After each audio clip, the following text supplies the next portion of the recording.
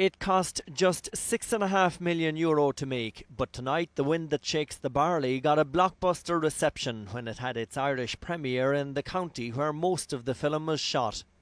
Cork grabbed its popcorn and went to the movies as the stars came out to play. I'm from Cork and this film is all about Cork, and it was important that we brought it back here for the premiere, and I just live down the road, so it means a lot. All my family are here, so it's very, very special tonight.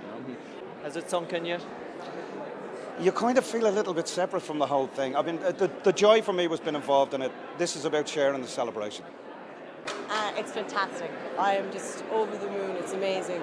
It's just brilliant being back home and bringing the Palme d'Or home. It's fun. It's great meeting up with all the people that couldn't make it out to Cannes that were part of the film. So it's like a big reunion. It's great.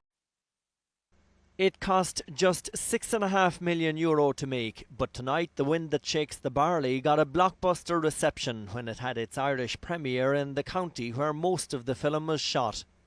Cork grabbed its popcorn and went to the movies as the stars came out to play. I'm from Cork and this film is all about Cork, and it was important that we brought it back here for the premiere, and I just live down the road, so it means a lot. All my family are here, so it's very, very special tonight.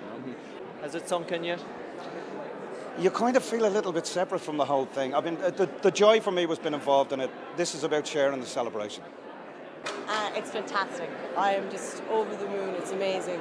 It's just brilliant being back home and bringing the Palme d'Or home. It's fun. It's great meeting up with all the people that couldn't make it out to Cannes that were part of the film. So it's like a big reunion.